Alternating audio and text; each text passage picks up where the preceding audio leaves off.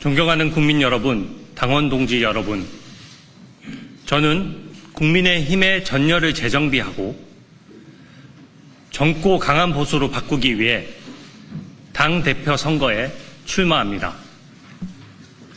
많은 국민들이 국민의힘에 등을 돌렸습니다. 당원들도 이대로는 안 된다고 하십니다. 갈등과 무기력이라는 악순환에 빠져 있습니다. 국민이 바라는 것은 명확합니다. 야당의 역할을 확실히 해라. 그러기 위해서 국민의 힘부터 바뀌어야 한다는 것입니다. 보수가 이대로 무너지면 대한민국도 바로 설 수 없습니다. 편향된 이념이 정책을 좀먹으면 관세 협상, 부동산 정책, 청년 대책도 제대로 실행될 리 없습니다. 우리는 함께 또 다시 일어나 보수를 현대화해야 합니다. 젊고 강하면서도 유능한 보수로 거듭나야 합니다. 저는 한결같이 보수의 가치를 지켜왔습니다. 박근혜 대통령 탄핵 국면에서 모두가 등을 돌릴 때에도 저는 청와대에 끝까지 남아 맡은 바 소임을 다했습니다. 문재인 대통령 지지율이 70%를 넘을 정권 2년 차에도 저는 환경부 블랙리스트 사건을 원칙대로 수사했습니다. 그때도 지금처럼 온갖 협박과 공격에 시달렸지만 권력의 눈치를 본 적이 없습니다. 어떤 외압에도 굴하지 않았습니다. 정권의 비리를 밝혀낸 대가로 자천됐지만 미련 없이 직을 던졌습니다. 변호사 시절 문재인 정부가 검언 유착 프레임으로 언론사를 공격하며 폭주할 때 저는 불이익을 무릅쓰고 약자인 기자 편에 서서 언론 자유를 위해 함께 싸웠습니다. 저는 위기에 강하고 싸울 줄 압니다. 늘 최전선에서 민주당의 폭주와 이재명의 방탄에 맞서왔습니다. 묵묵히 국민만 보고 이재명 정부의 여러 난맥상도 지적해왔습니다. 민주당으로부터 무수히 많은 고발과 거짓 모함을 받았지만 스스로가 당당하게 살아왔기에 단 한 번도 물러서지 않았습니다. 이런 한결같은 강인함만이 보수를 재건할 수 있다고 생각합니다. 저 혼자서는 할 수 없습니다. 강인함은 동료들과 함께 갈 때 비로소 진짜 리더십이 된다고 생각합니다. 그동안 저는 우리 당 누구의 요청에도 흔쾌히 힘을 보태왔습니다. 계파, 직위, 나이, 성별을 가려본 적이 없습니다. 저는 혼자도 강하지만 팀으로 일할 때 더 강합니다. 저에게 함께 일할 팀을 붙여주십시오.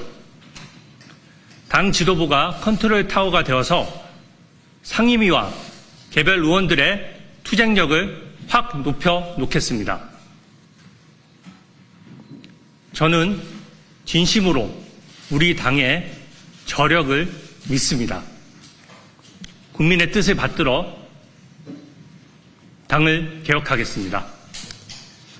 첫째, 일하는 국민의 힘이 되어야 합니다. 정권 초는 정책과 인사의 방향이 정해지는 중요한 시기입니다. 국익을 위해 정부 여당을 견제하고 더 나은 대안을 제시해야 합니다. 먼저 일할 수 있는 시스템부터 갖추겠습니다. 중진 의원들 위주의 경직된 의사결정 구조부터 당장 바꾸겠습니다. 제가 당대표가 되면 초선 의원들을 대거 기용해 전면에 내세우겠습니다. 국민 앞에 신선함과 열정을 보여드리겠습니다. 보좌진과 당직자들을 눈에 띌 정도로 확실하게 중용하겠습니다. 갑질이 아닌 수평적 파트너십으로 시너지를 내고 민주당과도 차별화할 것입니다. 남탓 공방으로 분열할 것이 아니라 새 일꾼을 발굴하는 것, 이것이야말로 진정한 인적 쇄신이라고 생각합니다. 일하는 사람이 힘나도록 신상필벌 원칙도 확립하겠습니다. 제가 당대표가 된 후 일어나는 해당 행위에 대해서는 그 누구보다 단호하게 대처해서 기강을 잡겠습니다. 둘째, 민주당과 차별화된 정책으로 대한민국 미래를 지키겠습니다. 특히 청년 대책과 지방 균형 발전에 집중하겠습니다. 청년에게 빚을 떠넘기는 데 급급한 민주당은 절대 못할 일이기에 우리 국민의힘이 해야 합니다. 대기업의 20대 비중은 불과 2년 사이에 25%에서 21%로 급감했습니다. 청년의 사회 진출이 늦어지면서 청년의 이해관계를 대변할 통로는 점점 좁아지고 있습니다. 청년 일자리와 주거 문제부터 해결해야 출산율도 회복될 것입니다. 국민의힘은 2030 세대의 절박한 목소리에 더 귀 기울여야 합니다. 청년의 권익을 대변하는 그런 정당이 되어야 국민의힘의 미래가 있습니다. 지방의 인구 유출과 수도권의 과밀화는 정말 심각한 수준입니다. 현재 대한민국처럼 수도권에만 몰려서 한정된 국토만 이용하는 나라는 세계적으로 없습니다. 지방에 양질의 일자리와 인프라를 많이 만들면 수도권 과밀화도 막고 덩달아 수도권 집값도 잡을 수 있습니다. 획기적인 수준의 지방 균형 발전이야말로 대한민국의 경쟁력도 살리고 국토도 고루 활용하는 길이라고 확신합니다. 셋째, 민주당은 절대 하지 못할 개혁부터 추진하겠습니다. 차별화 전략입니다. 출판 기념회를 통해 국민 몰래 돈을 걷거나 약자에게 갑질하는 행태부터 근절하겠습니다. 어제 강선우 의원이 여론에 떠밀려 물러났지만 끝내 상처 입은 보좌진들에 대한 진심 어린 사과는 없었습니다. 구조화된 갑질을 없애야 합니다. 권력자라고 해서 법 앞에 특혜를 보거나 방탄하지 못하도록 하겠습니다. 민주당은 요상한 TF까지 만들어서 이재명 대통령의 대북 송금 재판 등을 공소 취소하려고 길을 쓰고 있습니다. 국민과 함께 제가 막겠습니다. 이념에 치우친 친중 친북 정책으로 인해 대한민국 국민이 오히려 역차별 당하는 일이 없도록 하겠습니다. 외국인이 우리 국민의 세금을 부당하게 빼먹을 수 없도록 각종 제도를 패키지로 손볼 것입니다.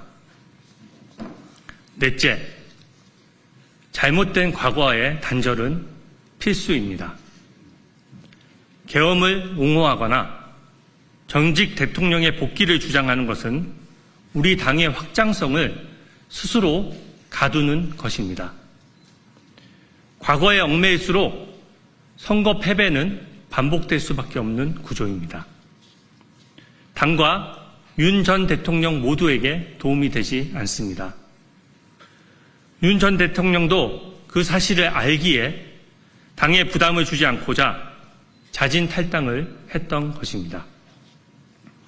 전직 대통령이나 현직 대통령이나 법 앞에서는 누구나 평등합니다.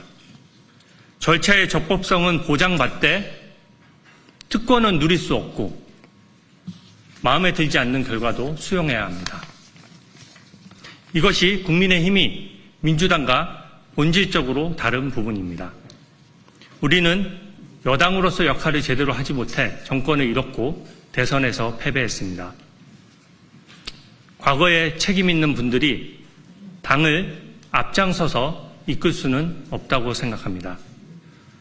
당을 위해서 묵묵히 헌신하면서 백의종군하는 시간이 필요합니다. 그렇다고 해서 인적 청산만을 강조한 나머지 당이 쪼개지거나 개헌 저지선을 위협해서는 안 됩니다. 정치는 현실입니다. 개혁은 민주당의 독재를 막고 국민의 자유를 지키기 위한 수단이어야 합니다. 이재명 정부와 민주당은 거대 권력에 취해서 야당 없는 독재 국가, 대통령 재판의 공소 취소, 사법체계의 장악과 대통령 연임까지 꿈꾸고 있는 실정입니다.